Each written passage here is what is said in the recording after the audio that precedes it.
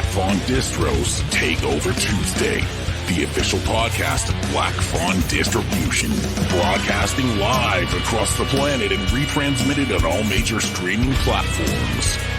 Tonight's program is brought to you in part by Wellington Brewery's Hellas Lager, Deadly Grounds Coffee, Twisted Teas, and of course Canada's #1 genre film company, Black Fawn Distribution. You wanted the best? Well, they didn't make it, so here's what you get. It's really not that bad. You are going to hell.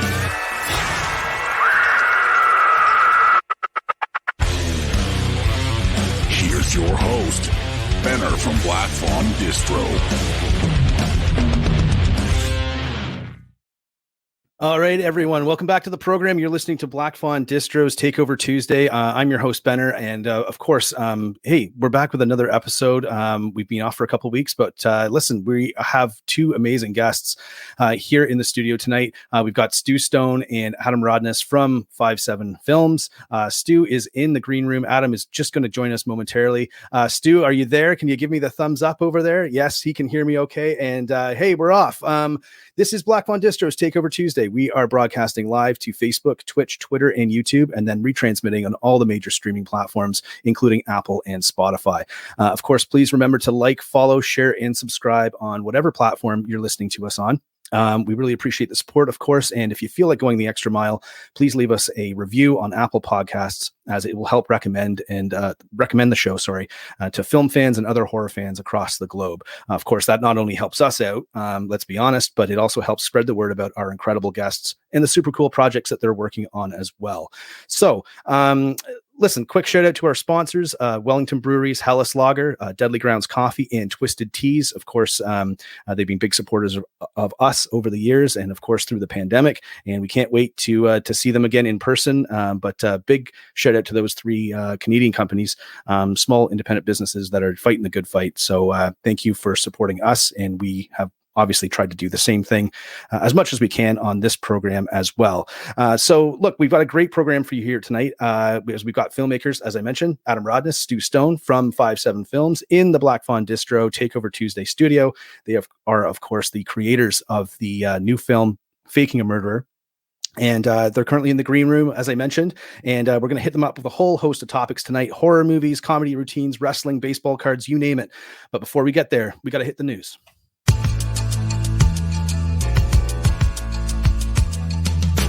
Top story. Top story. We'll give you the world. We'll give you the world. This may be the most important decision of your life. Can't stand the heat. Stay out of the kitchen. Any special message for all the kids watching at home? You can't stand the heat. Stay out of the kitchen. Top story. And remember, we care. We care. There are certain inherent risks that come with the territory. Top story. Top story. We'll give you the world. Top story. Okay, and we're back with the news. Let's get into it. Of course, our top story tonight is that, listen, conventions are back. We're pretty excited to actually get back out on the road. It's been a long time coming, but just wanted to let everyone know that Black Fawn Distro will be hitting conventions. Our calendar's filling up right now.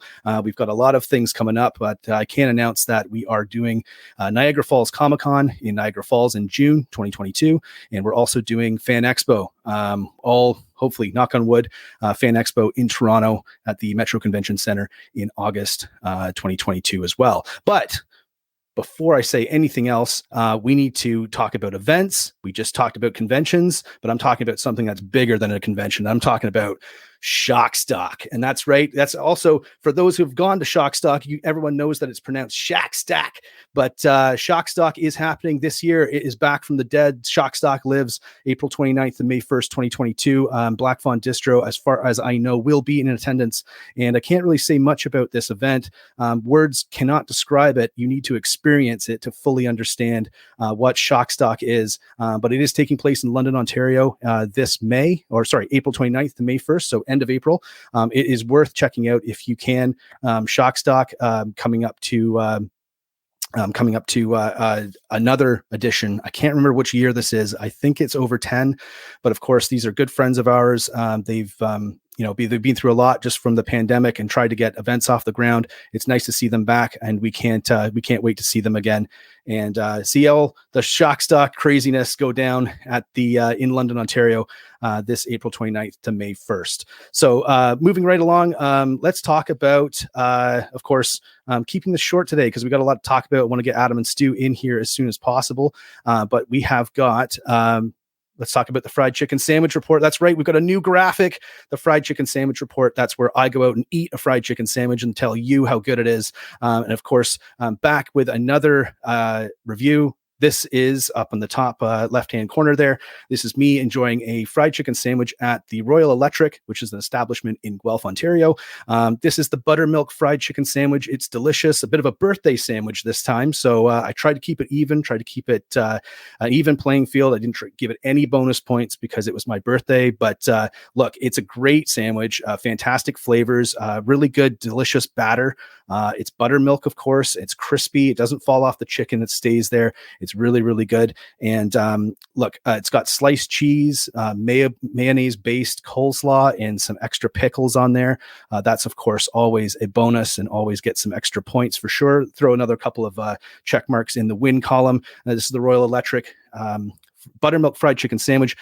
Taste is 100%. Okay. It's a little pricey because it's a restaurant, but that's okay. I'm giving it a 4.5 out of 5 rating. That is one of the top rated sandwiches that we've reviewed so far. So let's go to the standings. Of course, we've got the Coco Chicken's fried chicken sandwich with 4.5. Royal Electric Buttermilk Fried Chicken at 4.5, and the Tall Tree Sandwich Co. from Hamilton at 4.5 as well. So a 3-way tie. I still have not found the best chicken sandwich out there. I still have not found a 5 out of 5 fried chicken sandwich. Please, if you know anybody who or a place that we need to go and check out, please let us know. Of course, unless it's like 500 miles away, we're willing to go and check it out. But drop us a line. Let us know. Takeover at blackfawndistribution.com, and we'll see if we can get out there and try out a fried chicken sandwich. As I mentioned, we are looking for the best fried chicken sandwich out there, looking for a 5 out of 5. And of course, it's a film rating system, right? There's no 6 out of 5 chicken sandwiches. There's no 6-star fried chicken sandwich matches. Okay. It's out of 5. It's a movie system. There's no quarter stars. It's half stars and full stars only. 4.5 stars. Buttermilk fried chicken sandwich, Royal Electric in Guelph. If you have a chance, check it out. And of course, people ask us all the time, hey, aren't you guys a film company? Why the hell do you like fried chicken so much? It just tastes so damn good.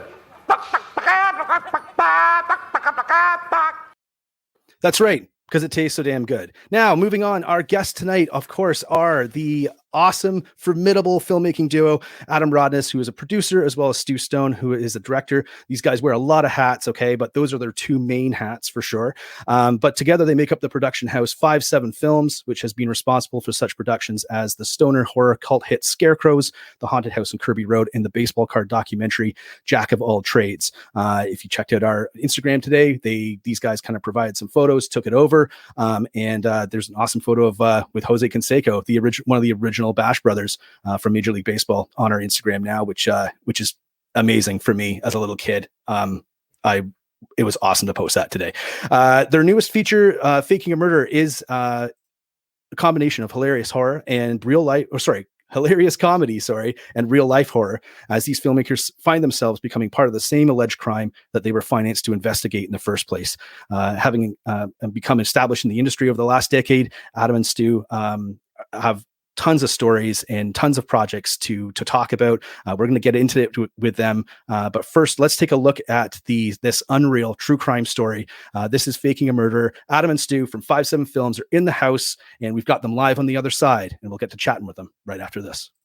Our shoot is officially happening.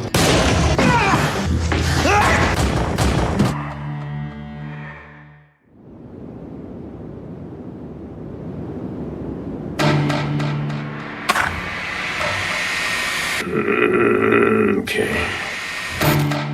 Tell me which one found the tape? Which one? We found the tape when we were online. I found the tape when we were doing a routine exercise to find more potential projects for our company. This could be our next movie. There's 2 cameras right here. We think he did kill somebody. We have found 2 people willing to go on camera. Adam and I are going to look for this guy. I love you guys, but you're not investigators. The next logical step is for us to investigate murder. The money hits our account. Our shoot is officially happening. First thing I see is I mentioned Stacy. Can we find an IP address that will link us to the city? It's not as easy as you think. There's a lot of work. And it's from the internet. Yes, this is the guy. Rascals. He goes by David Stoner.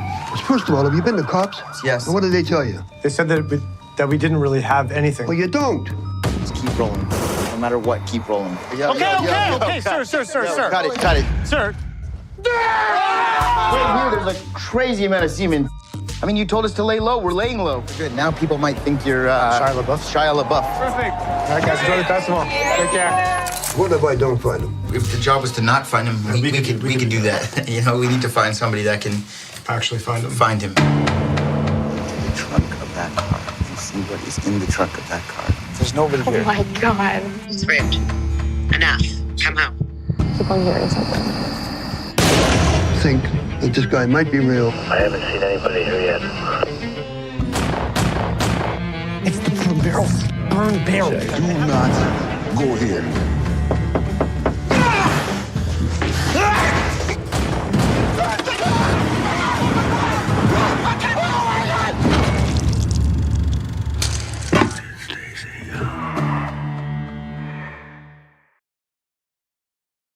Okay, and that was Faking a Murder from the 5-7 film team. Live in the studio, I got Adam Rodness, producer of the film, and Stu Stone. Guys, I am so stoked to have you guys. How are you doing? Great. What a wardrobe change you did there. That was quick. You know, I just like to keep it. I like to keep it flashy. It's a challenge for me to do that.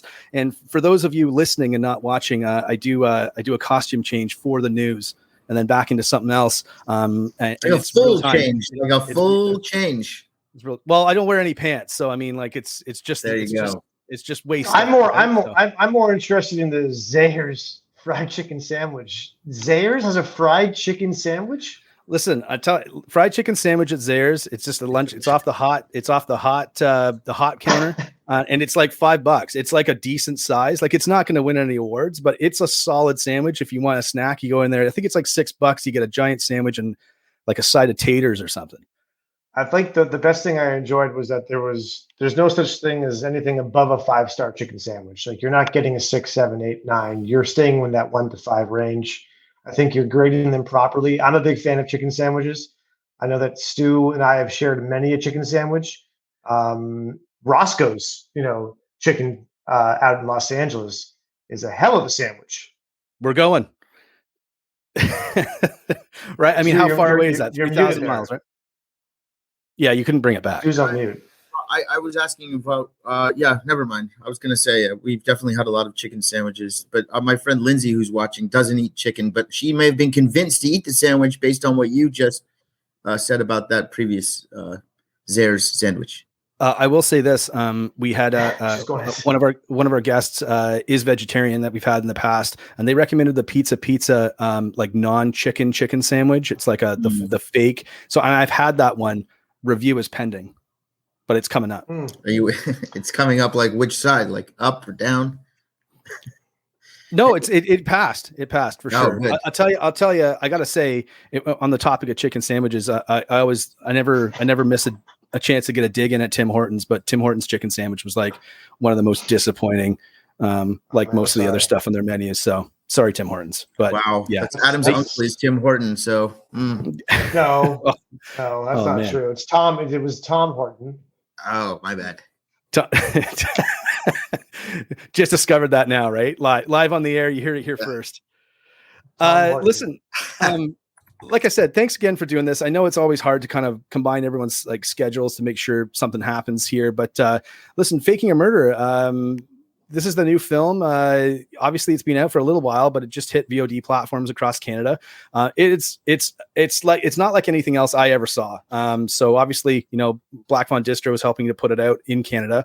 It was also available in Hollywood Suite for a while as well, which it still is if you have that network on as part of your cable package. But talk to me about how this film came to be. It's a unique story. I don't think too many people kind of find themselves in this position that you guys did. How did this kind of walk us through how this kind of came up and how you guys chose it as your next project? I mean, I think it's probably best if we start from the beginning, because that will kind of give you an understanding on how we became partners and kind of developed these concepts. But Stu and I were very close friends in our younger years.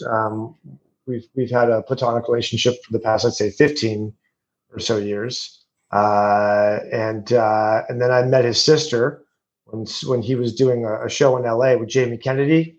And his sister and I became platonic friends as well. And then that changed, and I ended up marrying his sister. And so we decided to get married ourselves on the corporate side, which probably was the best thing that could ever happen to Stu, because, hey, here he is directing movies and, living on his own in this big swanky condo in Toronto. And, it's just, it's worked out. But we actually really are true crime fanatics. We've been watching these movies like The Jinx and Evil Genius and Making a Murderer, and we were just so enthralled with what was being said on these streaming services that we're like, we have to find something of our own, because this was, such a huge topic and hot genre to be cashing in on.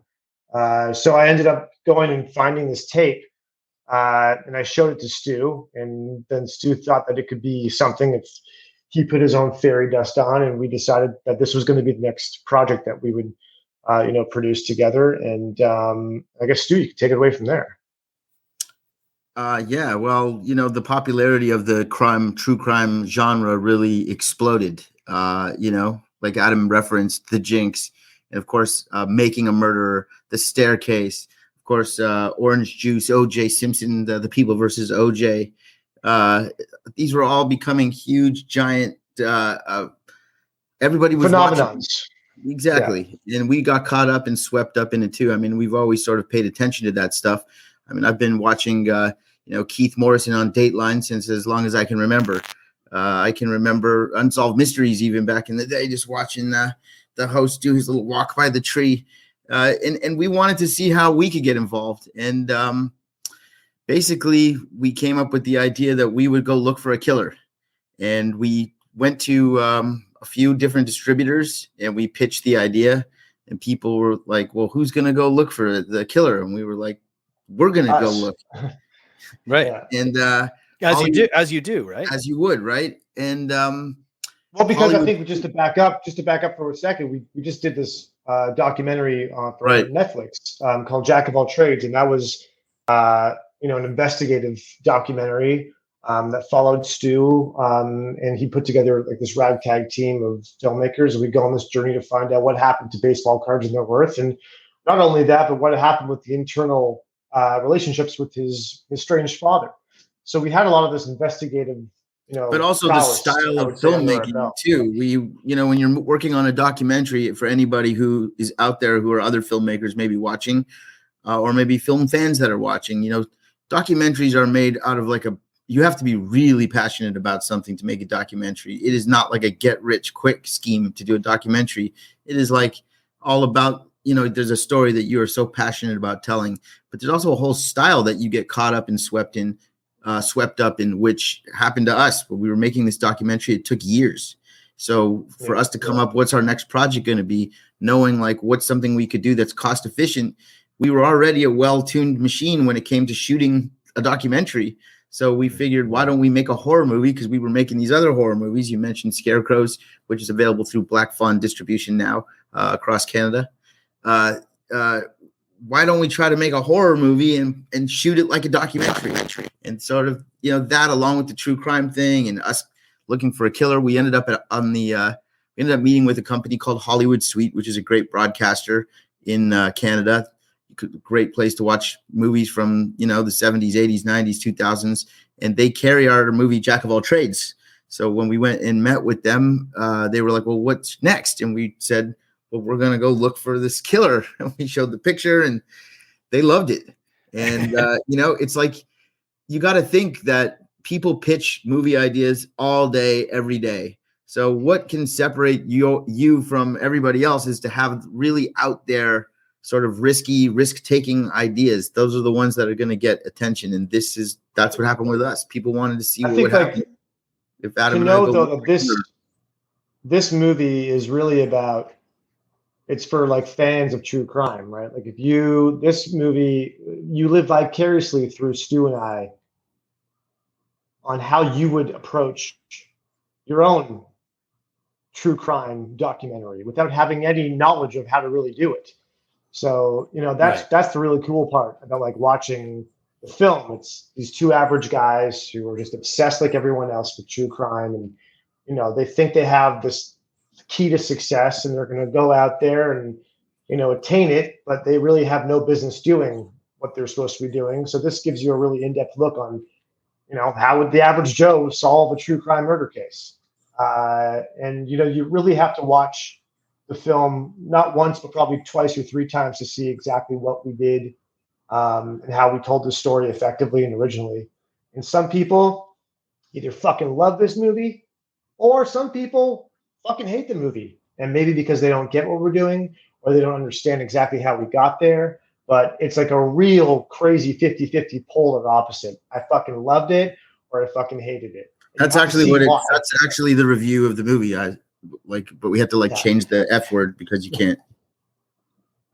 Our next poster is going to be like, they fucking love it or they fucking hate it. Did you ask if you're allowed to swear on this thing or you're just assuming that you can do that? Oh, it's the internet. It's 2022. I'm assuming. Well, I don't know. Maybe where they have a coffee sponsor that might not like that. I don't know.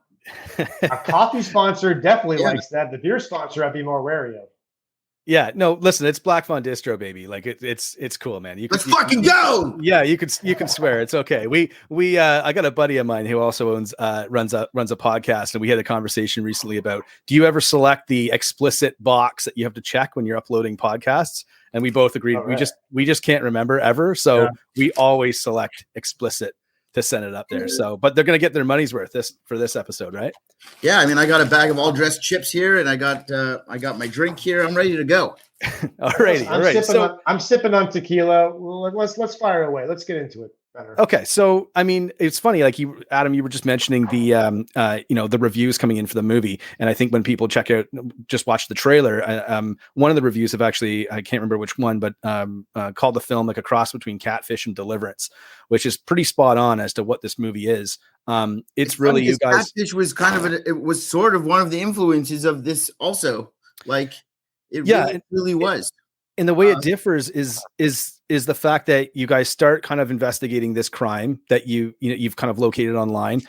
Whether or not there's any truth to it, you need to investigate it to be sure. It looks like it's something nefarious and that a crime is allegedly being committed. But as as people watch the movie will learn, it's, you guys get roped into it. And there's a lot of stress, and you kind of see the filmmaking process from the ground up as you watch the film, as far as getting financing, pitching the idea, and then kind of having to deal with the ramifications. But how was that? What was the most challenging part of that? Once you kind of had your hooks in the idea of what you were going to do, that you needed to investigate this, how'd you get to the next step with the financing, and how did you get to the next step with sort of investigating? Where to start with the investigation, I guess? Yeah, I mean, I think if you look at the movie and you get a chance to see the film, a lot of that is based, and so it's so meta because, again, there's 80% is happening live as you're seeing it. 20% is us trying to figure out exactly how to take it. We're getting caught up in storylines that should be happening to us in real life and really are happening to us in front of the camera as well as behind the camera. It's confusing. I think what Adam's trying to say is there was no script. So there's not like a roadmap to follow when you're making a movie like this. We have an idea of the story we want to tell, but the people that we're encountering and interacting with, they don't know what we're doing. We don't know what they're going to do. And they could take us in any direction, which happened to us while we were shooting, by the way. And that's kind of one of the cool things about this. When you're shooting an actual documentary, a lot of these documentaries take a hard left turn somewhere because something happened that you didn't plan on happening. And of course, when we're laying out the story, we're hoping stuff like that's going to happen, but it actually did happen, which is really, really cool. Like there are actors in our movie, spoiler, but 5 of them, and over 55 people appear on camera in the movie. So you have Adam and I essentially trying to tell this narrative of us going to look for a killer, and all of the players that are playing in the game with us don't know the rules of the game and don't even know it is a game. Right. And essentially, just to go on that. Sorry. Go ahead. Yeah. The public is pushing the narrative forward with not even knowing what they're doing or how they're going to be involved. The people who were in on it didn't get any type of even those people didn't know what was going on. We just knew that we could do certain things to them, and that we wouldn't be able to get sued. So it's like there was things that we had to be clever, and I'm serious. Sign right here. And it was a sign this, because it's like and it happened with a lot of people on our crew. They were hired on the crew to be part of a documentary film. They didn't know what was really going on. When we go and pitch Breakthrough, they don't know what's going on.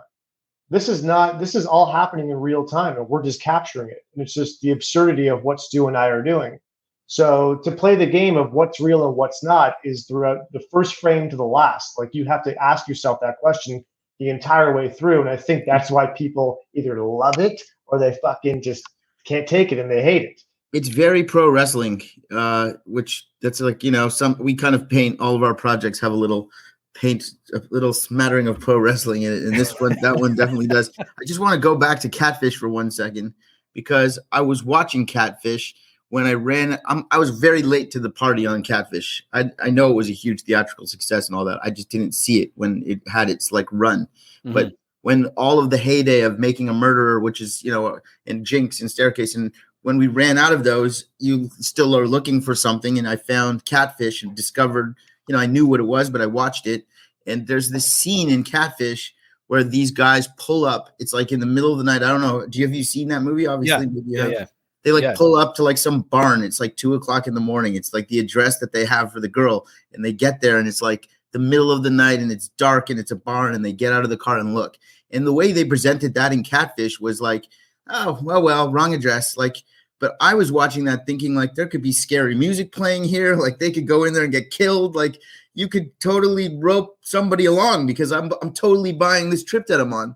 And I think that that was a huge inspiration for, that was one of the aha moments of how can we do this, was seeing that and sort of looking at it from a hip hop lens and thinking how can we remix that? Anyway. You know what? You mentioned the smattering of pro wrestling. I'm pretty sure that's why we get along. But I've always said too, as the most successful things for those people who aren't wrestling fans, wrestling has its roots in the carnival and traveling carnivals basically. And the idea that you can blur the lines between reality and what's real and what's not real, and blurring the lines between reality and fiction is an art form in itself. And it's interesting how you guys do that in this movie, because some of the things that do happen to you are actually real. They're unscripted, and there's a lot of things in the film that are that are both they're insane. Some of them are, but I can tell you, from talking to filmmakers and working with filmmakers all the time, some of this stuff is exactly how it goes down, especially with setting up budgets and all that stuff. It sounds boring, but it can create a lot of stress and a lot of drama behind the scenes when a movie gets made as well, right? Yeah, totally. Go ahead, Adam. Well, I just lost my train of thought now. Okay, well, I was going to say that. No, you go ahead. No, please. I really forgot. Well, I was going to say that. Oh, okay. So I can actually say it. When wrestling is at its best, Benner, hardcore fans of wrestling will watch wrestling. They know it's a show, but they want to have that moment where they're I know this is just a show, but that was real. Yeah, exactly. That really hurt. What he just said to him, that was real. that's the part that is like the fine art of like what draws the hardcore wrestling fans in. Even with magic, I used to have like a little background. We did a magic series, Adam and I, and stuff like that. Magic is a quote unquote trick, but the best magic is the one where you're like, okay, I know this is all a shtick, but that was real. How did that? He had to have really done that. So listen, that's faking a murder in a nutshell. We essentially took the story that we had to make bulletproof. We had to have this backstory bulletproof. We need to know our ins and outs, backwards, sideways, whatever direction, because we were talking to real people. The first investigator that we go to talk to, this Detective Brian, is the real fucking deal. This guy worked on the Innocence Project for Stephen Avery at one point. He was part of that crew. Spoiler, they didn't get him out. Doesn't matter. This guy's the real deal. Yeah. He's a real private investigator. That we are actually going and selling him that this is a real legit thing that's happening. Even the police, also the police. We go on a ride along with Peel Regional Police. Like we're going like that's real shit. Like we're taking the story and pushing as far as we can go and seeing who's going to come along for the ride. And to get back to my earlier point about the crew, there was one particular person who in the movie, her name is Michaela. Michaela signed up. Michaela. Yeah. In the movie as well, because it's real, it's her. She signs up to be our assistant, and she had nothing. She didn't know anything. Nothing. Zero. I'm going to get Stu and Adam coffee, this, that, whatever. I'll do some paperwork. And we had to massage her into thinking that driving 2 hours north on a Tuesday evening starting at 9 o'clock is normal. And now we conditioned her into doing these things, crazy things. Because in the movie, you'll have to go and see for yourself. But in the movie, we get her to do some fucked up shit. And she really does. That's all fucking authentic. She's brave, man. Insane at what she did.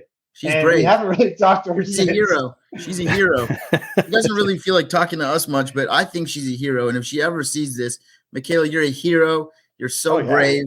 And like you did what I would never do. If I was in your position, I would have never done what you did. And you are the bravest and the coolest.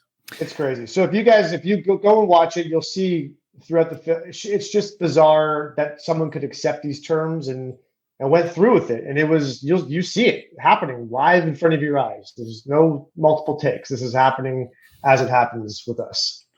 All right. So, I mean, listen, if you saw the trailer, you just heard the kind of the pitch for this movie. If you're wondering what Faking a Murder is, I highly suggest that you go check it out. Of course, I'm saying that because I'm part of the distribution team that's releasing the film across Canada, but it is available on demand through your local cable provider, including Rogers, Telus, Shaw, You've seen it, right? Cogeco, and SaskTel. Sorry? You've seen it and you love it. Yeah, I've only seen half of it. We just released it without watching the end. Is that okay? That's Black Fawn for you. But anyone listening tonight, tuning in, we got a pretty decent audience. Please leave your comments and or your questions for Adam and Stu or myself down below in the comment section. We'll try and throw them up throughout the broadcast in real time and get some answers for you if we can. Yeah, again, I just wanted to like we mentioned, you mentioned before. So your last film, which was the documentary, actually played on Netflix as well, Jack of All Trades, which was a documentary, obviously a family element to that as well. Do you guys are brothers-in-law. I'm not sure how you guys both feel about that, but what brings you back to working together? From project to project, you've obviously gone out and done sort of your own stuff on the side, but you kind of keep coming back to 5-7 films and developing new feature films. Like what brings you guys back together? I mean, I could. Do you have a good one for this? Because I was gonna. Go ahead if you have something. You got something? Am I under you? Because I was like looking up like Brady Bunch style. I'm looking down at you. Yeah, that guy. Yeah, you know what? We are family at the end of the day, and that's like the number one magnet that I guess my sister is the magnet that sort of brings us together there, but. No, listen, the creative process is a very difficult one, especially when you have two people that are very creative and both want to be right. I mean, we're editing our new movie now. Earlier today, Adam was dissing the hell out of one of my ideas, and we got into it. And then he won in the end, and we kept what he wanted. But that's a whole other – that's an interview for the next movie. I'm pretty sure that's not how it went down. Anyway, We know at the end of the day, we see the finish line, and we do at the end of the day turn out products that we're very proud of, that look good, that sound good, that have good performances. We know that when we put our best efforts forward together, that we're an unstoppable duo in many ways. There's a lot of people that can't do what we do, and we know that, and we just want to, it's undeniable. So, it's a bumpy road when you're doing creative work with anybody, especially someone that's like your brother-in-law. But at the end of the day, in an industry where, trust is so hard to come by, I can trust Adam and he can trust me. And that's a great foundation to start a company from right there. Right. We both have similar aspirations. We both have similar goals. We started this company as a way to create opportunities for ourselves. We're both performers. So we always thought, hey, we'll start doing these horror movies and eventually we'll be in them. And here we are. This is Faking a Murder, and it's like exactly what we wanted to do. Right. So things are going really well and continuing to move in that direction. And yeah, we probably want to kill each other a lot, but that's part of what makes it magical. I'll let Adam, maybe he disagrees. I don't know. Sorry, I was really just looking at myself the entire time. That's also Adam. No, yeah, I think he's the Lex Luger of the group. I think you have what makes this worthwhile is that we're passionate, and we share the same passions for creating and writing and performing. It's we have to, if we could do this, full time, 7 days a week, 9 to 9, like we would. But there's other things that come up and opportunities that do pull us away on other productions. Stu was producing a TV series with Vice called The Dark Side of the Ring, which is an incredible series that's been up for a number of seasons. And yeah, that's a fantastic show. Like I just watched one of the episodes actually last night. I think it's the finale, right? But we'll get to that in a second. But yeah, I was just gonna say, then I was able to go out and. But you've produced a number of music videos yourself, right? I've done. Thanks for bringing that up. Yeah, No, I did. I was doing. Listen, when he was doing that show, I was doing a bunch of these like Christmas movies, and before that, Adam also has produced videos. He's produced videos for Drake, Usher, Eminem, Black Eyed Peas, Gord Bamford. I mean, he's worked with a lot of the heavyweights in the industry. No, but for real, Adam, the last 3 Drake videos, Adam worked on them. Me and Adam are actually in a Drake video, the Little Yachty Drake video, but. Yeah, I mean, Adam has really come up huge as a producer, and that's the other part. I guess I left that out earlier.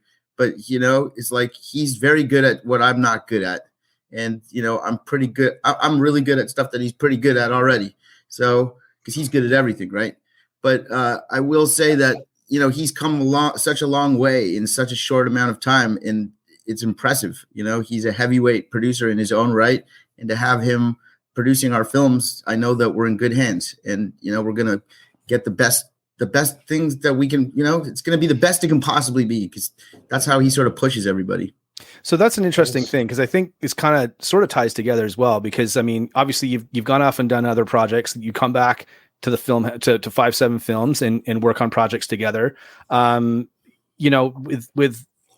that, is it a question that you guys are comfortable in your own lanes? And that, not to drop another wrestling reference here, but why not?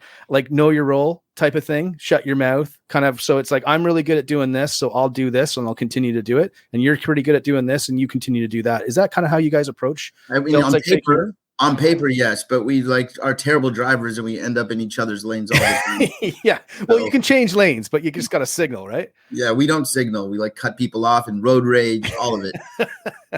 Well, I think we're learning, and it's still a process to always continue to learn. I mean, if you don't learn and try to figure out how to improve and to say it sounds cheesy, but practice hone your craft, get all that shit out there and, discover new things. I think that's like the best part of this, or else what the fuck are you doing it for?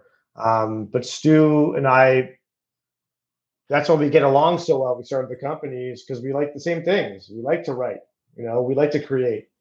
We like to have, the funny line. We like to have, we both want to be in front of the camera. We both will do the same type of roles. We're both, the same height. We're both the same build. I'm a little bit muscular, but we're both, it's just, we're so alike and have some amazing qualities that mesh perfectly, and others that, come head to head. But I think, and again, going back to the passion, if we're both so passionate and care so much. We have the same goal. Those same goal. We just are like holding different maps sometimes of how to get to the destination. But the destination is a commonality. And he loves analogies. He loves analogies, by the way. He will talk in analogies for. And Adam loves being on like the main screen. So leave him up here as long as you possibly can. Well, I forgot to mention this off the top of the hour, but Stu, this is your second time on the program. Yes, and 3 more times until I get a jacket. That's right. And we have purple jackets ready to go for anyone who hosts or comes on. I was hoping for one of those like vests, but I'll settle for the jacket. That's a Black Fawn Films thing, man. Yeah. Never mind. My bad. But listen about that. Yeah, I mean, well, Chad will have something to say. You can always ask Chad. You never know, right? There could be an extra one kicking around. I'm not sure. I've never received one, so I'm just gonna say that out loud. But listen, like speaking of commonality, one of the things that's sort of frequent throughout all of your films that you've kind of produced over the last few years is your ability to kind of mesh horror and comedy. And that's a really tough thing to do, and in different situations, right? Like Scarecrows, obviously a scripted horror film, but it's got a lot of comedic elements to it, and it's a funny movie under the surface of what's a horror film. And this film is kind of the reverse of that, right? It's sort of like it's almost like a real life true crime horror film, but it's also got these comedic elements kind of laying like underneath the surface as well. I just feel like that's just like an honest way of presenting Faking a Murderer. But how do you guys approach a film as far as like combining those two genres together? Because comedies, it's hard. It's hard to know what's going to hit and what's going to be relevant to the film that you're making, right? I mean, comedies are number one for us, and that's always been sort of like a blessing and a curse for us. It's really ironic because like our journey is becoming a film company, kind of is a lot of it has to do with Black Fawn Films. Chad and Cody and the team were out making these horror movies, and they were doing really well, and the distributors were looking for other people that could like deliver films at that level, and that's how Adam and I got started. And Chad and Cody and their movies are very dark, very traditional horror movies, right? And so we wanted to make ours different, and we wanted to sort of bring like a more humorous element to it. And, secretly we've been writing comedies this whole time. If you watch Haunted House on Kirby Road or Scarecrows or Faking a Murder, they're funny movies. And I think that's something that you're going to get from, that's our main ingredient. That's our bread and that's the margarine. We call it stoner horror or stoner. The margarine that we lay onto the toast and that we eat in our mouths and digest in our stomachs. That's how I would approach it. No, we have the funny bones in both of us. We think we translate it pretty well on paper. We try to like put ordinary people in the most insane circumstances possible. That's the trick. I know. It's kind of like the Alfred Hitchcock formula. That was almost like a real bad name drop there. I almost slipped there. It's okay, Alfred. And that's how that was his main ingredient as well. It's kind of like taken from pioneers like filmmakers like Hitchcock and trying to give us our own spin on it. But so you also you like you said earlier, choose your lane. Like this is the lane that we want to create for ourselves. Leave the snuff to the guys that do snuff. Leave the torture porn to those guys. We're gonna do this. We're gonna do the stoner horror. Like that's our lane. Like who's the snuff guys? Who are the snuff guys, by the way? You got to watch some of the movies in the Black Fawn distribution catalog. They don't do snuff. You guys do snuff? No, we don't actually. That's a joke. That's a joke for people listening. Well, you have to Not pay being with able to see. crypto to get that. I know. Well, those it's movies. funny. There's a lot of podcasts nowadays that like they have to go back sometimes and say, oh, when we were talking about this, we were using quotes because we did it on video initially, but when we posted online, it just seems like we're talking about something completely different. So yeah, for anyone listening on our retransmissions on any of the podcast platforms, no, we don't put out snuff. Just for clarity. Yet. Well, I'm waiting for the new 5-7 movie, man. That's coming. Spoiler. Very snuffy. We're doing a comedy snuffy. A stoner snuff. Just a snuff film, but just with Snuffleupagus, like snuffy in the movie. Who killed Snuffleupagus? Sorry, what was that? Who killed Snuffleupagus? Did he die? No, I'm just saying that could be the movie. I remember when I was talking to Chad when you guys were actually in the process of filming Faking a Murder, and it was I think it was during TIFF when you guys went down and did the Hollywood Suite. It was like an event when we used to have those, before 2020, and there's a ton of people there. I remember Chad went down in person. And he was telling me about it, and he was just like, "Yeah, so I was like, how's TIFF going?" He's like, "Yeah, I went down to like the Hollywood Suite, like the 5-7 thing, like they're doing something with Hollywood Suite, and it was like an event. So like like Adam and Stu, and I was like, yeah, I know those guys because this was a couple years ago."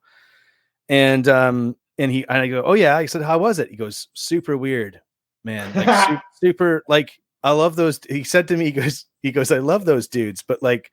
I don't know. They got up and they started talking about like this true crime thing that they were working on, and everything was going good. And then he said, Stu leans over and goes, "Murder," into the microphone. And he goes, and there was no reaction. He's like, it was just super awkward. Anyway, that's in the trailer we just watched.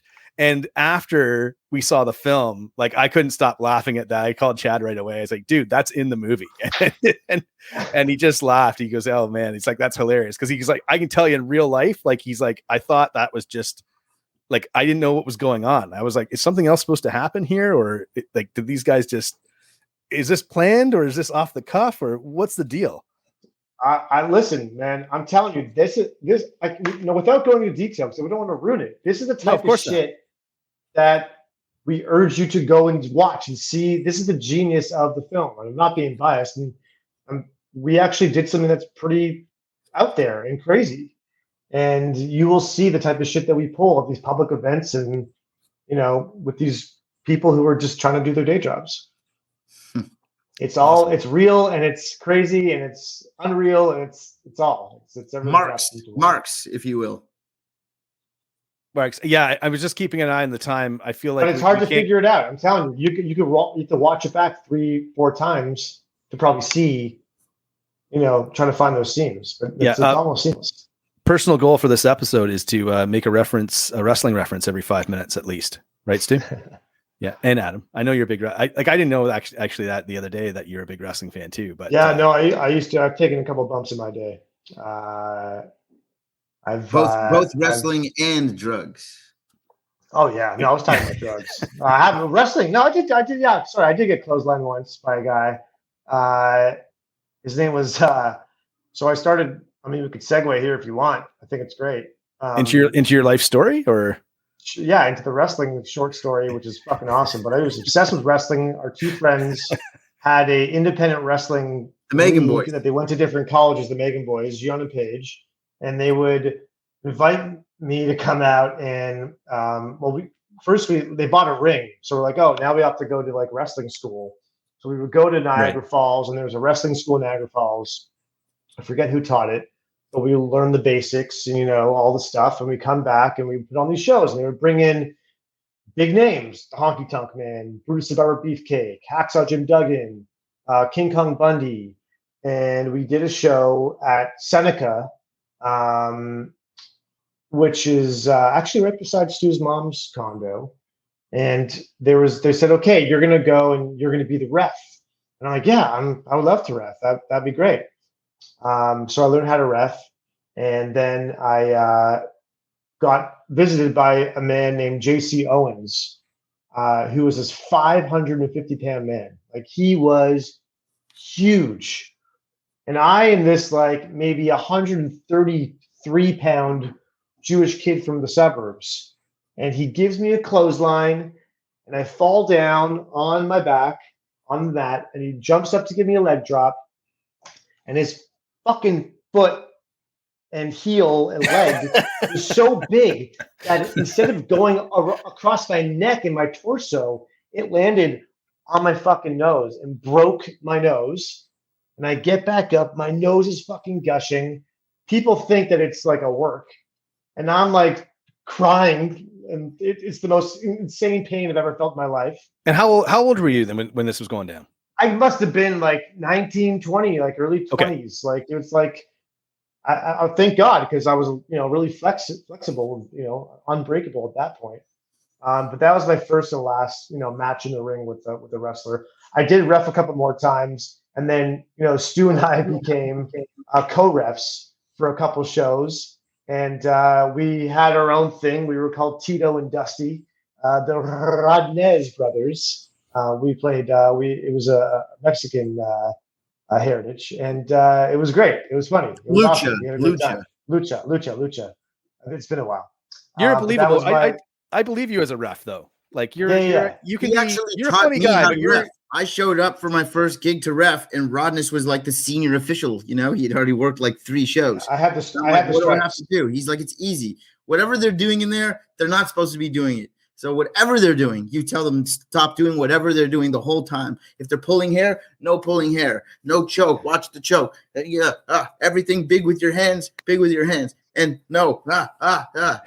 So that's what I did. Anything that they would do in the ring, I would be even if you got punched in the face, like that punch was too hard. Get that punch. Hey, come on, soften up that punch. Watch that close fist. Yeah. So the rule of being a wrestling referee was whatever they're doing, they shouldn't be doing it. Yeah. Well, I always feel like, I mean, for those people who don't know you, and I've talked to you a bunch of times, and it's like, I always feel like, and I've said this to you guys as well, is that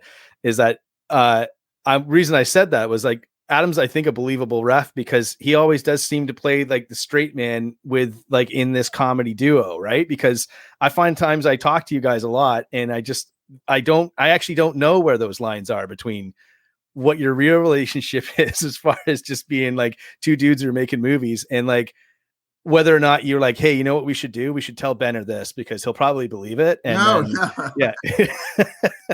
Like the mic actually came to bite us in the ass. Like the mic incident the other day. Yeah, that was real. People think that what they don't know what's real, and it's the faking a murder thing doesn't help, obviously. But on our new film, Bandits, the day before we went into production, it's a Christmas heist movie that we shot in Winnipeg. The day before we started filming, all of our gear got stolen, and we went on, made a plea like, hey, our stuff got stolen. Help us. Everyone thought we were lying because they saw faking a murder. And so they just assumed we cried wolf one too many times. Yeah. Well, I thought you guys were lying. Like we thought everybody you guys were lying for sure. Like we saw that. And I was like, I think it was Chad that told me, he goes, hey, did you see this? And he sent me this link, and I was just like, oh dude, that's like, I don't know if that's real. Like, and he's like, no. Shoot. And then I went into, and then I heard from somebody else, and they said, no, that actually happened. Like that, like the equipment is gone. And then somebody else, I was like, nah, I don't know. And then somebody else told me, like, it's Winnipeg, like it could happen, right? And it did, and it did happen. So yeah. I publicly, I apologize for it wasn't just you. Our parents, our best friends, family, the news, everyone, like CP24, followed up, and they thought this was the whole thing was a sham. A publicity. We had like the CTV News in Winnipeg actually went to go as far to go get the police report to make sure that this was actually authentic. Like they had the police report on the news. Oh yeah. And they said, Stu and Adam's mom, take a look. This is actually happening. Here we have the police report. It went that far. It was crazy. And you've had experiences like that in the past too. With when you did Scarecrows, there was a report that that came out that kids were getting stoned and wandering into cornfields, which obviously people can get lost and all kinds of things can happen. You guys had to put out like a press release about that, encouraging people not to do that, and it was just a movie. So it's like you always have something kind of tied to your releases. And is it fair to say that it's actually not on purpose? Yeah, I mean, it's like, listen, some things are like coincidental, some things is good timings, bad timing. Things happen for a reason. Any publicity is good publicity. It's like, like people know whether we want to think that how to play. We don't have money to market, right? So whatever thing, if we're going to get our stuff stolen in Winnipeg, we're going to go on the news and let everyone know about it. And now everyone knows about the movie. That we're in the lemonade business, Benner. We make lemonade. If we get lemons, we're squeezing every bit of juice out of that lemon and quenching everybody's thirst. And so, until it turns into an orange. Until it turns into Yeah, it is. That's an old saying. It's an old saying. Yeah, we're squeezing the lemon until it turns into an orange. How old of a saying? Probably a few years. at least 3 years old.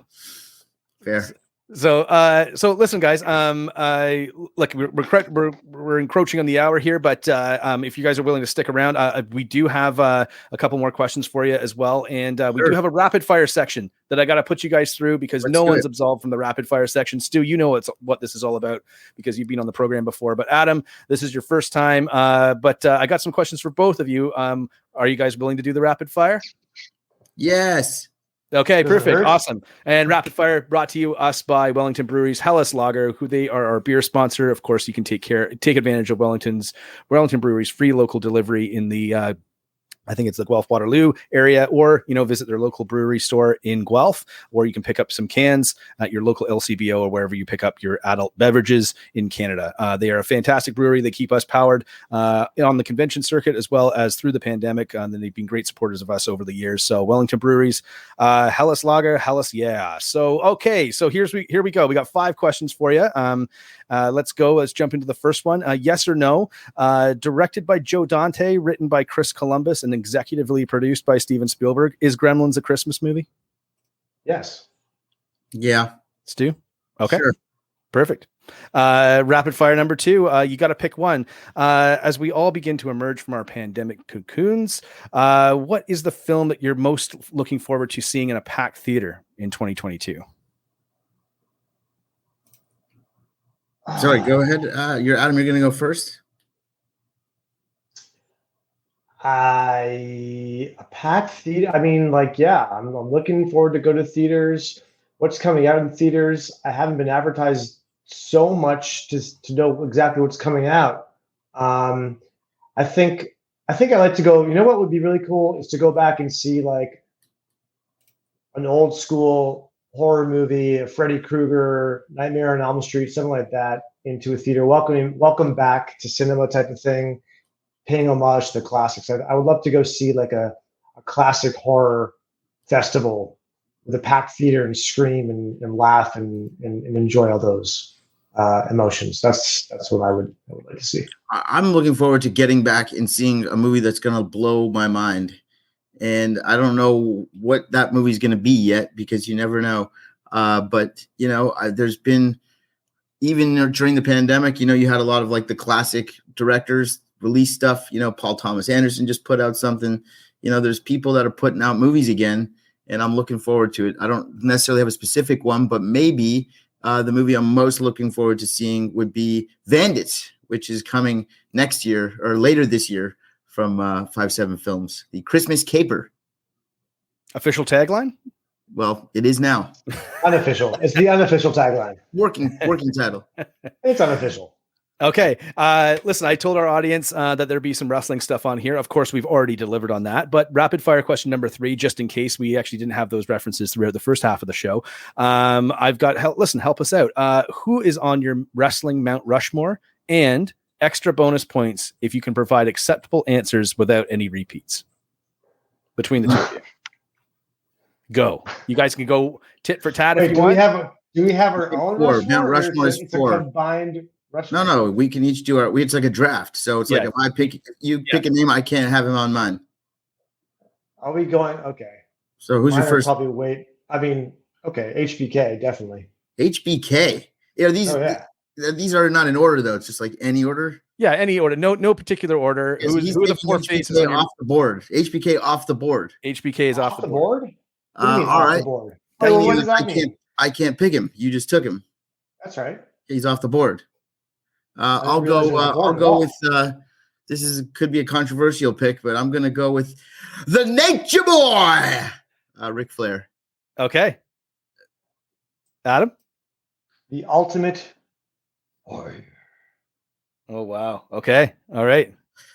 I am gonna go with Mr. Perfect, Kurt Hennig. Wow. Never held the world title, right? No. Kurt Hennig. Listen, if we're going to real Mount Rushmore, Stone Cold Rock, Cena, all that stuff. I'm just going with my own personal. Okay, wow. That's what I asked. Yeah, that's the question. All right, Adam, you're up. Yeah, I've been thinking about it. I mean, like I like to be weird with it, but I also I'm trying to. I think I would have to. Oh man, it's tough. I'm gonna go with just because he used to cut my aunt's hair, Mr. Tito Santana. Tito Santana. Okay. I don't think he's on anybody's mouth. That might be a Black Fawn Distro exclusive. Okay, that's true. He cuts my aunt's hair in New Jersey. It's true. Really? Yeah. I don't even know how I would verify that, but yeah, no, it's true. I'm verifying it for you. How can I make that up? yeah. All right. Okay, Stu, you're on the clock. You got Ric Flair, woo, and Mr. Perfect. I got Flair and I've got Perfect. I probably need a baby face in there somewhere, don't I? But I'm not going to do that. You know what? I'm going to go with just shooting from the hip here, brother. I'm going to go with Terry Funk. Terry Funk, hardcore legend, Terry Funk. Okay, Adam, and your fourth? I think it's the person who puts all of our, gave us the heebie-jeebies as we all came up. He's probably one of the longest WWE employed wrestlers of all time. I'm going to have to go with The Undertaker. Oh, The Undertaker. I thought you were going to say the Boogeyman for a second there. Or Kamala, who's awesome. Okay.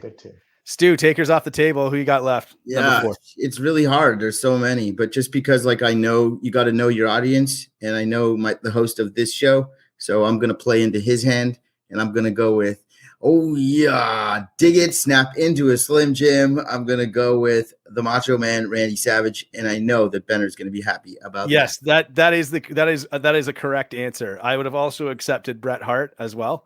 Yes, Bret Hart I could have put in over Terry Funk, I guess. But Macho Man, I love Macho Man. I can tell you a quick story about the convention. I went to a convention once and they had a replica Macho Man robe that you could put on, and it was $100. And I was just like, I don't know if I can spend that $100. Like, it was in a box and everything. It was like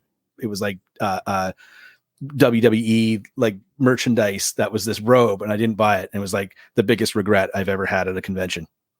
Wow. You want to hear something funny with another wrestling involved thing? Stu and I actually worked and had a pilot going on with Rob Van Dam, and we took Rob and his wife at the time, and it was called Hardcore Home Improvement, and it was a home reno show. But instead of using traditional tools to knock down the houses, we would bring in his wrestling buddies and throw them through walls and demolish the home, and then him and his wife would rebuild the home and design it for the show. The problem we ran into, that Hardcore Home Improvement, Brazzers was already using it for a series, so we weren't able to. But that's a true story. Okay, all right, fair enough. That is a true story. We really did shoot that Hardcore Home Improvement. That is true. So just to recap, Adam's Mount Rushmore, we got HBK, the Heartbreak Kid, Shawn Michaels, Ultimate Warrior from Parts Unknown, of course, Tito Santana, and The Undertaker, the Phenom, and Stu, your Mount Rushmore, Ric Flair, Mr. Perfect, Terry Funk, and of course, oh yeah, Macho Man. Good work rate on my four. That's a good impression, Benner. Yeah, I love doing Macho Man impressions. Like, if you get a few beers in me, I'll do Macho Man. That's how we got the job hosting this show, because of his macho impression. Yeah, that's exactly why. He's better. He's better than Coach Lauren. There was a time once I ended up in a motel room, like there was like a party happening. It was like a motel. We were all staying at this motel, like all these people at this convention. I went into this motel and I bumped into this guy who's like a wrestling guy, like was just like a wrestling fan. And he was like, "Hey, can anyone do a great Macho Man impression?" And like, we'd had a couple of beers at that point. And so I did this Macho Man impression and I did it all night. And my voice, like I could hardly talk the next day. Like my voice was all blown out and stuff like that. But I actually became friends with that guy. And we're like Facebook friends now, just because I walked into his motel room when he was having a party and did a bunch of Macho Man impressions. So usually when you go into a hotel room, a motel party, and then someone's like, I went into a motel and we did a bunch of usually Macho Man impressions isn't the thing that comes at the end of that sentence. Yeah, so I'm I would proud be of like, I thought you were gonna say we did a bunch of mushrooms. And I'm pretty sure that the other side of this story is like some guy is like telling his buddies today. He's like, dude, I was at this motel once, and this fucking guy comes in and he just starts doing like I told him I like watch wrestling from time to time. Like, every once in a while I watch wrestling. He starts doing Macho Man impressions for the next 2 hours. So that's me. Hey, I'm taking bookings. You can obviously, if you're looking for a Macho Man impression, of course, you can reach out to us at takeover@blackfawndistribution.com, and I'll get back to you and let you know what I charge. I'll send you a rate card and we'll see what we can do. Okay, so rapid fire. We got a couple more questions left. Sorry, that one rapid fire wasn't very rapid on that one, but I don't have a clock to put up on the screen, unfortunately. But let's move on. Rapid fire question number 4. Tell us more. What's one of your favorite stories from a set you've worked on? I once we on the movie Scarecrows, we hired this crow, and we were like, "What day are we going to shoot the crow?" And we're like, "Well, we'll just keep it to the last day because we don't want to do that." No, we do it on the first day. No, let's push it to the end. Come on, we got to push it. What happens on like the last day is the crow dies, and we have no crow for the movie Scarecrows. And so I had to literally leap into action and create. He caught a pigeon and like spray painted it black. Crow. I'm kidding.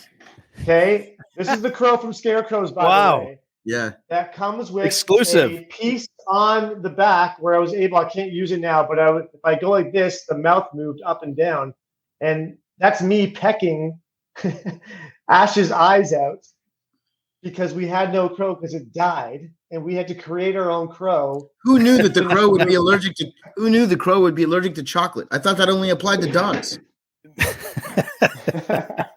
Hey, listen, a big shout out to practical effects, right? Practical effects in movies are the best. It's one of those reasons that all the films from the 80s have aged so well and look great. I love that you have that in your office, Adam, the original crow from Scarecrows.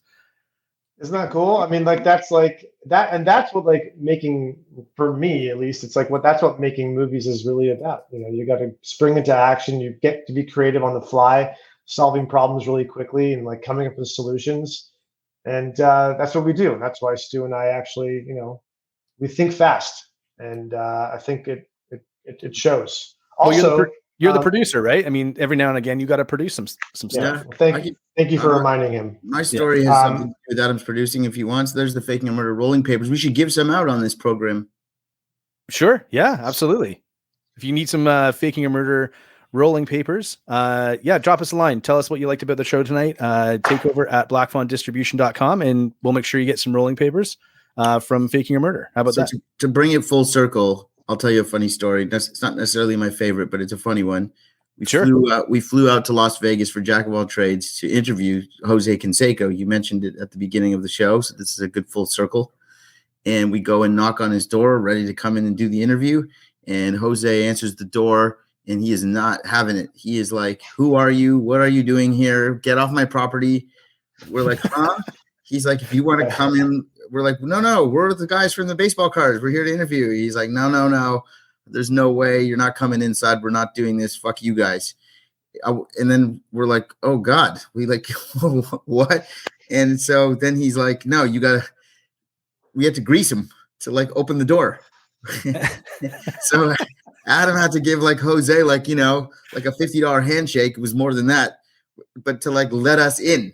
And so eventually Jose lets us in and we sit with him, and you go inside of his house, and his main floor where you would see like a kitchen table and like couches in the living room was all poker tables with like Jose Canseco, like running bases and hitting home runs on the felt. And he's got it all set up like a poker dungeon in there, which is crazy, right? There is no furniture, only poker tables. So we go, and he had just shot his finger off like 2 weeks prior from like some accident shooting in his backyard or something. Right. I remember hearing about that. Yeah. And so anyway, he ends up letting us in, and we end up interviewing him. And by the end of the interview, he's like, so what are we doing next? You guys want to go get wings? Like, you guys want to go hit dingers? Like, he was like, loved us and like wanted to be our best friend. So that's, that's pretty funny. I remember, he looks like Lou Ferrigno, like compared to me, like sitting next. He's a monster of a man. And I've been around some professional wrestlers, like Brian Cage comes to mind, just massive, jacked guys. Jose is as big as any of them. Yeah, I always feel like with Jose Canseco, like I remember watching even when he played for the Jays those last couple near the end of his career, and it was like every swing of the bat was home run or strikeout. Every swing of the bat, and if he connected, he'd hit one like to the moon, right? But yeah, I was surprised because I think I recall you telling me that once, that it was like, because I loved Jose Canseco when I was a kid. When I grew up, I always wanted Jose Canseco baseball cards and whatnot. And yeah, I think I was surprised that you sent me that photo today to post on our Instagram, but I was like, well, they all look so happy in this photo, so I'm sure it's fine. Yeah. Oh, we're cool. He's great. Jose's cool. He gave us a booklet like to save like on various different items at the Jose Canseco Showtime Car Wash, which is located in Carson, Nevada, I believe. But we still have the coupons that you can get like a free buff, or you can get like a soft drink while you wait for your car. We have like, he ended up liking us at the end. Awesome. Okay. And speaking of baseball, nice segue into our question number 5, rapid fire. Of course, have your say. The upcoming baseball season will likely be postponed after negotiations broke down earlier today between the league and representatives and the Players Association. Would you care to comment? Sure. I think that, of course, that's going to happen the year that the Blue Jays are like primed and ready to make a run. This is like 1994, 95, all over again for like how the Expos were like finally good and the season got canceled. I don't know if the season is going to get canceled this year. I do believe in my heart of hearts there will be baseball this year. But as a Blue Jays fan and as a big baseball fan, this is really a bad look. The game was already sort of surviving various different scandals and various different reasons to tune out. And this is not going to help their cause. They need to come together and they need to get this thing going. And we need to get Vladdy and Bo and the boys back on the field. Go Jays, go. Adam? I'm learning about this happening right now. Like I didn't know. This is news to me. Yeah. So I'm like, I didn't know that. That sucks. Yeah. It's I don't know what it is about baseball, but so no baseball. They're saying there's going to be you can't play baseball. They're saying the games are going to be postponed because the Players Association and the league can't agree on I can't remember if it's a new collective bargaining agreement. They want to add more teams to the playoffs. They want to do a lot of things. Yeah, it's a lockout. It's not a strike. It's a lockout. So I mean, I don't know why they keep doing this to themselves. I mean, that's crazy after like COVID and like sports games being postponed and all these things happening. I mean, they had all that time. Finally, you're allowed. Like what's going on? Yeah, it seems that to me, it seems like there's some political something else going on there that they're not. They have had time to work it out. There hasn't been a direct way to watch sports live in the past 2 years. Why are they going to start doing this in the league when it's time for everyone to get out there and feel good and go watch some basketball? Well, I was saying the same thing today, yesterday. When someone asked me, I said, "Look, people are ready for ball. Like people are ready for baseball this year because everyone remembers how shitty this sort of like the pandemic season was, And this is one of the things where things are kind of slowly getting back to normal, but you can go out and sit in a ballpark outside, have a hot dog, have a beer, and like you're not jammed into like a club or something, right? Like it's something that you can do, and as people feel like more and more safe and more back to normal, as we kind of get back to normal after this, horrible thing. And now they're saying, yeah, guess what? We're not going to play games. And it's like I don't know, man. I mean, at least they got Barry Bonds and Roger Clemens, right? I agree on that, and that's a hot take, brother. That's a hot take. Yeah. Anyway, it's called rapid fire. We won't get too far down the rabbit hole. Of course, the correct answer to this question was no. But in either event, listen, we're gonna take a quick commercial break. Are you guys able to stick around for a few more minutes, and we'll get to wrapping this thing up? Sure. Okay, awesome. That was Rapid Fire, obviously brought to us by Wellington Brewery's Hellas Lager. Take advantage of Wellington Brewery's local brewery store located in Guelph, Ontario, or pick up some cans of your favorite beer at your local LCBO or wherever you pick up your adult beverages. We're going to take a quick commercial break, and we will be back with Adam and Stu from 5-7 Films and the creators of Faking a Murder right after this.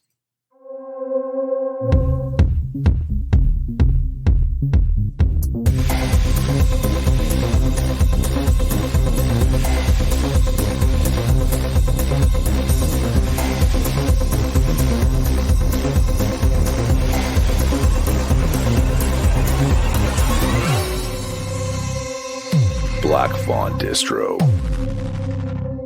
Movies, merchandise, available now at blackfawndistribution.com. Okay, and we're back with Black Fawn Distro's Takeover Tuesday. I'm in the virtual studio with Adam Rodness, producer, and Stu Stone, director. They both co-founded 5-7 Films. I'm glad to have you guys back. Thanks for sticking around, and thanks for being such good sports with Rapid Fire. It's something we like to do, and we have never let anyone off the hook for that. So thank you for participating again. Your participation ribbon will be in the mail. Listen, getting back to talking about films and stuff, I wanted to just kind of change gears a little bit and talk to you guys about, of course, tragically, comedic legend, Bob Saget passed away recently, and you guys had a working relationship with him.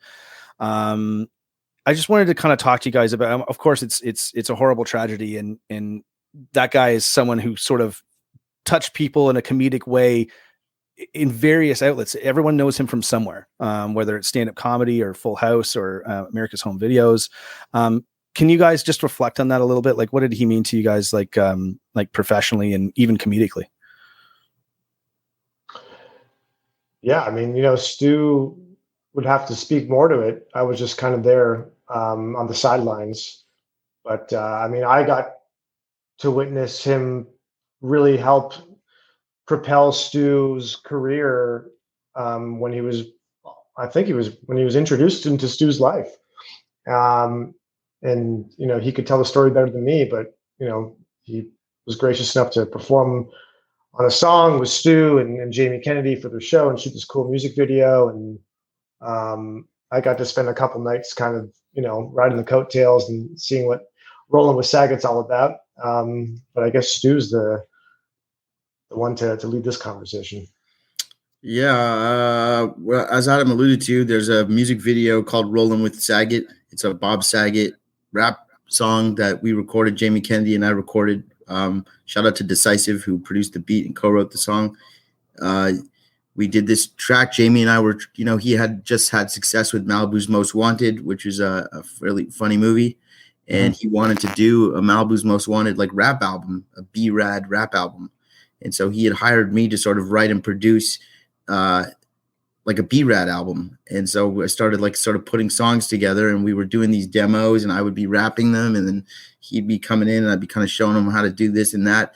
It sort of broke down to we started having so much fun. We started doing it together, and we started making funny songs together. At some point we got serious about it, and we were trying to actually get a record deal. And the record companies were like, well, you need to get a feature on one of your songs. That's what these new artists in hip hop do. You got to get someone with some credibility to co-sign you on a track.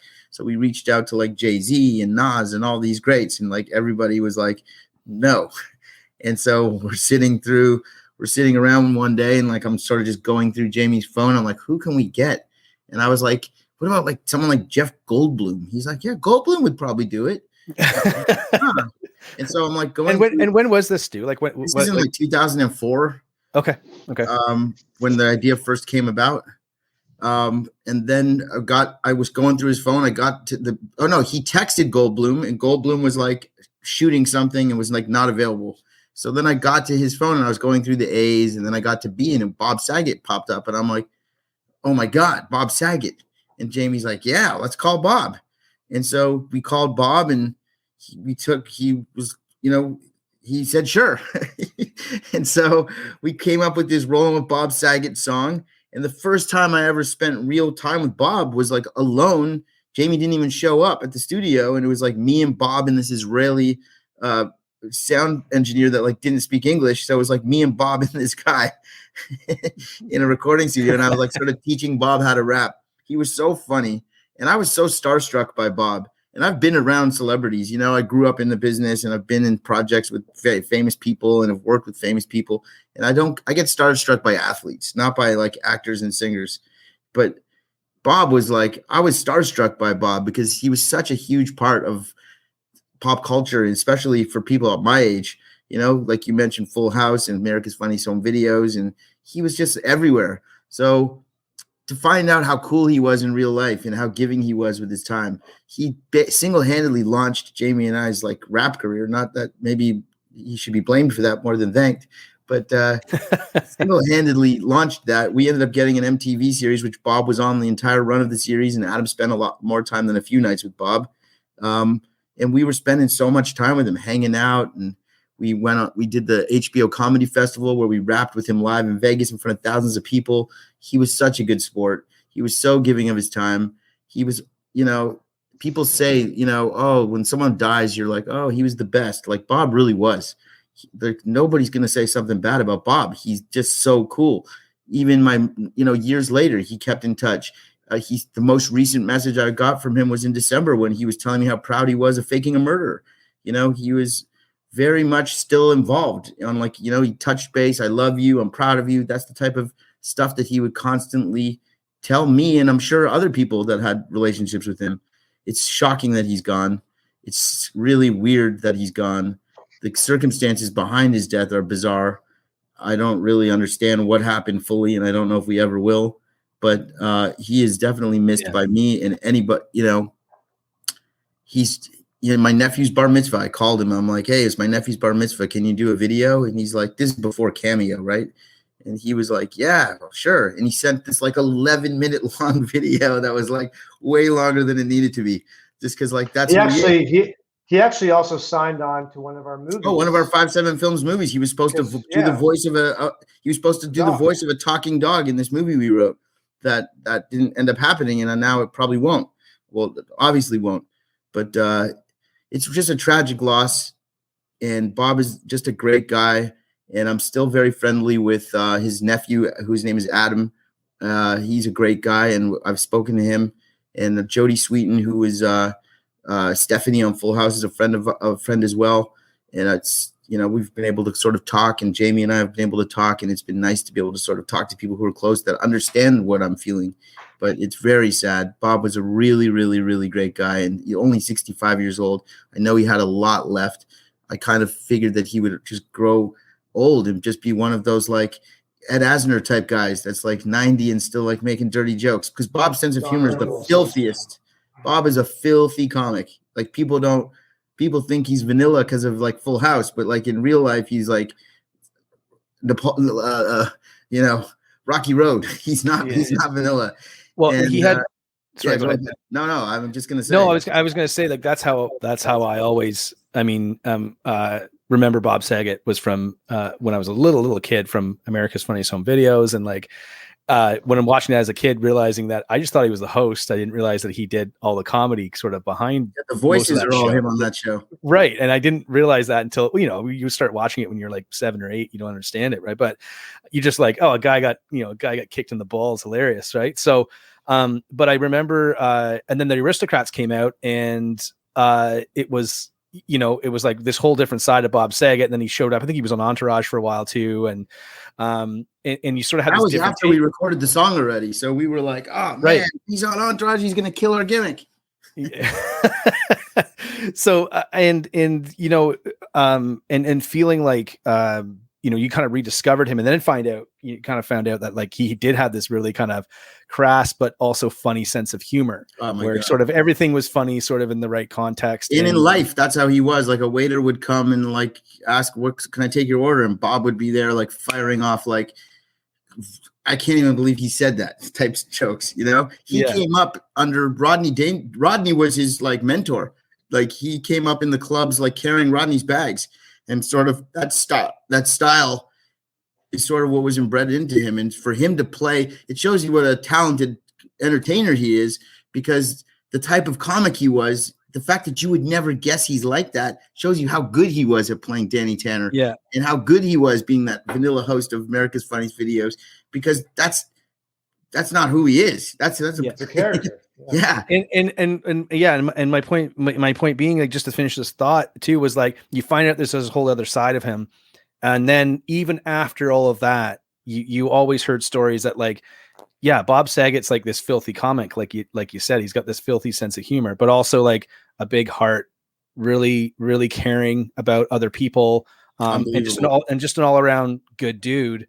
Major philanthropist, also dollars every year for the disease that his sister passed away of. Like it's terrible, man. It's a terrible loss. Yeah. He's a legend, and I'm so honored that I got a chance to have experienced Bob the way that I did. And the music video Rolling with Saget has sort of gotten a new life in Bob's afterlife, I guess. And you know, you see guys like John Stamos playing our song on his Instagram, and it's like, wow. It's crazy that we, you know, because he used our song as his intro for every comedy show he did for the last 15 years. He'd come out to our song. He'd leave to our song. Any appearance he ever did, they would play the song or the video. His Comedy Central roast featured the song in the whole video. It's, you know, that song became so a staple in Bob Saget. And it's just amazing that I got to play even a small part in Bob's story, but he played such a huge part in mine. So, Bob, wherever you are, man, we miss you, pal. Awesome. I remember someone asked me once, they said, you know, has there ever been a celebrity that's like passed away that's really affected you? And I had to think for a moment, and this was a few years ago. And I said, I think probably the person that, you know, at least, you know, film star or television star was Robin Williams. Robin Williams passed away, because even though I didn't know Robin Williams, obviously, that was shocking.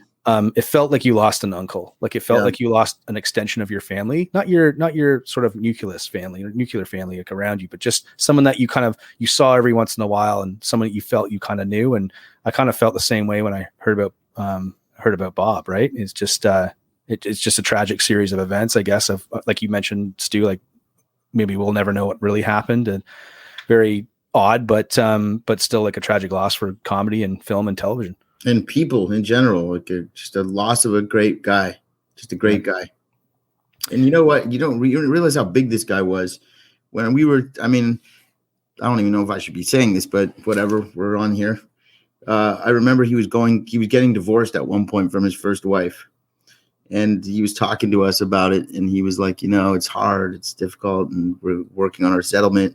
And you know, we finally reached the settlement, and I'm gonna have to like write her a check. And Jamie's like, well, how much do you have to give her? He's like, 50 million. And we're like, what? 50? He's like, yeah. And me and Jamie look at each other and we're like, that's half. 50. This guy is like, what? Like, that's how big this guy was. Like, you don't even think about it, but all those Full House episodes and America's Funniest Home Videos, the syndication, Bob was sitting on stacks. Yeah, and just kind of probably did the projects that he wanted to work on. Yeah, as opposed to doing projects he had to work on, right? Yeah, like and just think of it though. He had that kind of life, but he still would do a small indie project for Stu and I. Like it's like that's the type of guy, you know. Yeah, like that's a great example. Awesome. Unbelievable. Well, wherever you are, Bob Saget, thanks for the memories. Thanks for all the laughs, for sure. And thanks, Stu. I appreciate you sharing. I know he was a special guy in your life for sure. And I just wanted to talk to you about it. Thanks, man. People should check out the Rolling with Saget video, and they'll see a special cameo from George Lucas in the video too. We'll talk about that next time. Yeah, I feel like every time I talk to you, Stu, I always feel like you've lived like 2 or 3 lives. I feel like we can talk. Yeah, I feel like we could talk forever. And of course, Adam, you've got a bunch of stories as well, and a bunch of experiences also. You guys are. I'm still so young.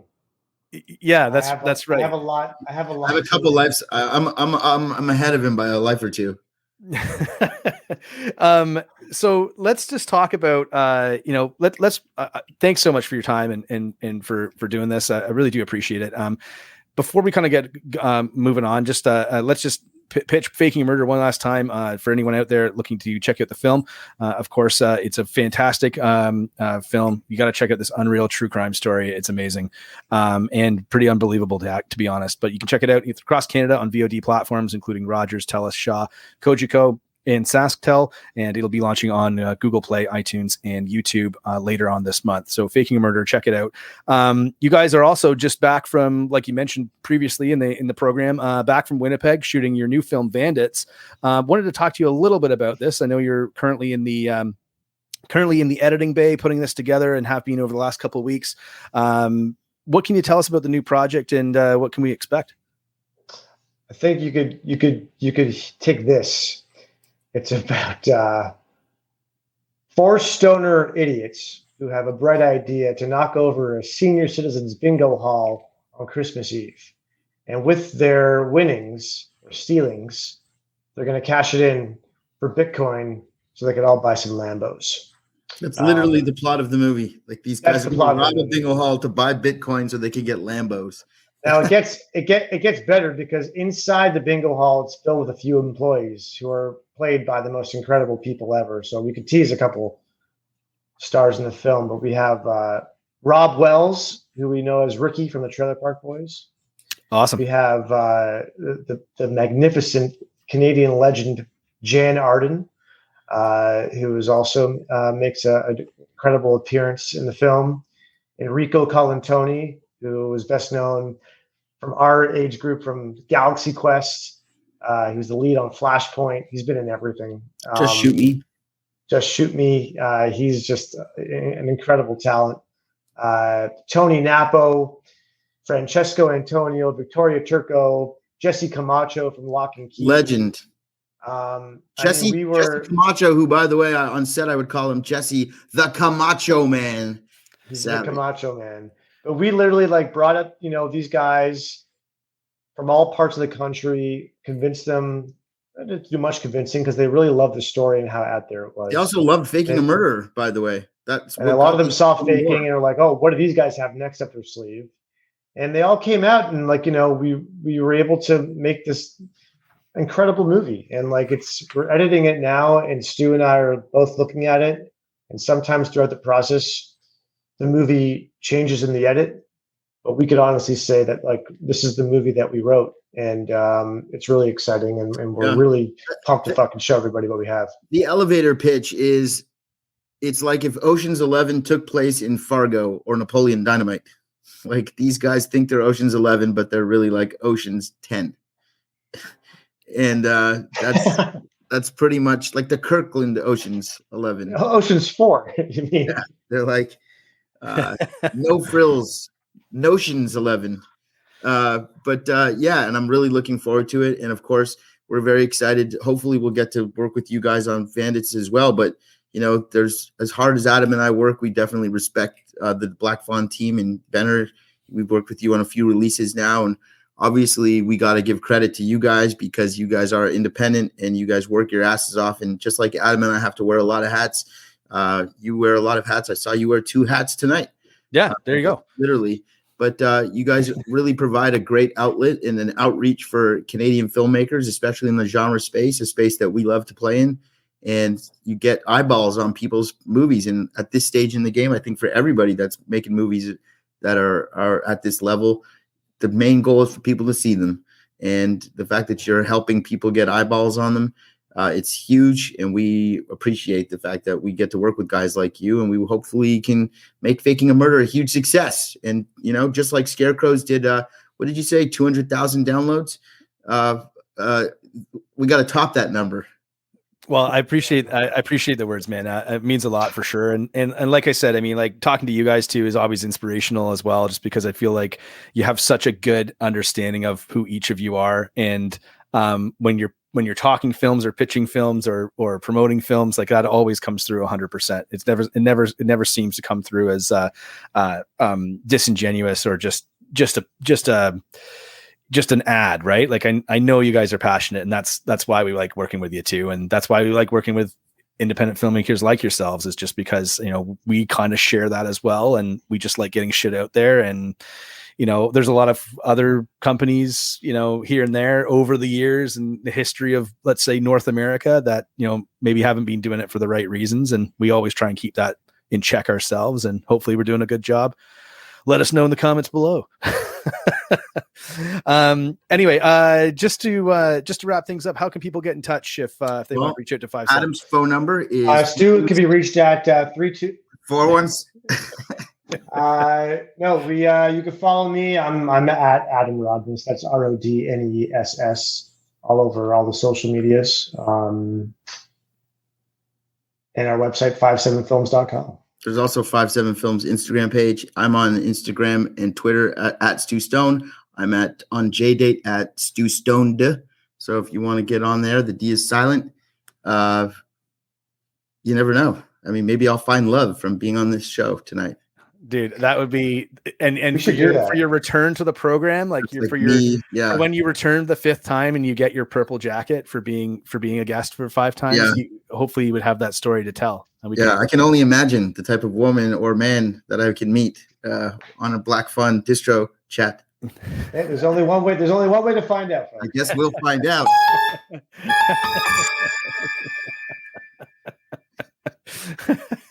That's coming from Stu Studio. It's not coming from the Black Fawn Distro Takeover Tuesday studio. Yes. I definitely don't want to scare off any future guests from the program.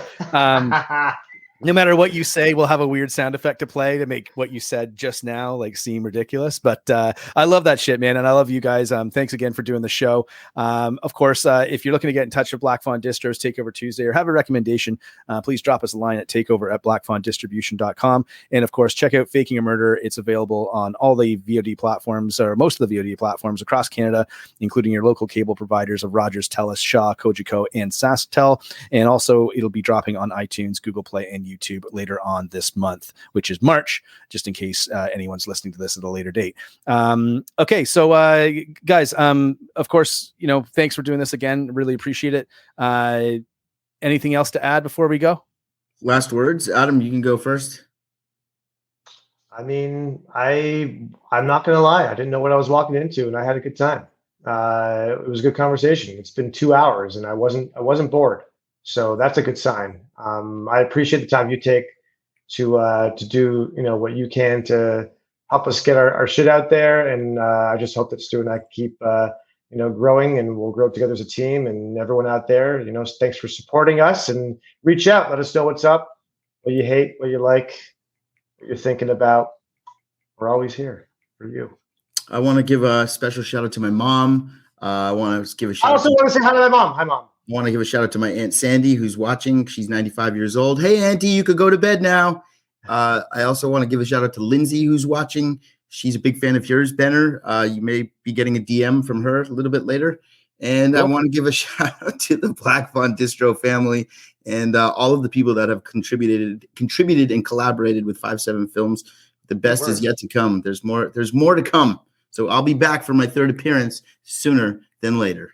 Awesome. I'm gonna say goodnight. I'm gonna say goodnight to Sophie and to Stella, my little girls, and Mace my wife, the dog, Tina, and Mace. Go to bed, Mace. He probably needs to go for a pee. My dad and my grandma. My uncle. This is not gonna go on forever. You have to cut him off. You have to. Can we edit this out later? He's not gonna stop. Hey, we're live, man. That's why we do this. We love the live aspect. It's a lot of stress to do, but we just feel it's like the most honest way to kind of promote a conversation online. Of course, we love you dudes for sure. Thanks so much for making movies, and we wish you obviously all the success with Faking a Murder and the next one, Bandits, which is dropping whenever. To be determined. And someone's going to take that little clip of me saying that and with that sound effect, and then that'll be like my little sound clip. That's what I'll come out to whenever I do a comedy special, apparently. Of course, thanks everyone for tuning in to another edition of Black Fawn Distro's Takeover Tuesday. We are, of course, broadcasting live to Facebook, Twitch, Twitter, and YouTube, and retransmitting to all the major streaming platforms, including Apple and Spotify. Please like, follow, share, and subscribe if you can on whatever platform you're listening to us on. And if you want to go the extra mile, leave us a review on Apple Podcasts. It helps recommend the show to other film fans across the planet, and of course helps out our guests like these two fine gentlemen and the super cool projects that they're working on. So quick shout out to our sponsors again: Wellington Brewery's Hellas Lager, Deadly Grounds Coffee, and Twisted Teas. Thanks everyone again. Stu, Adam, 5-7 Films, Faking a Murder. Thank you so much for dropping by, and we'll see you soon. Stick around as we go off the air. I just want to catch up with you guys once we stop being live and end the broadcast. But until next time, we'll see you soon. Thanks.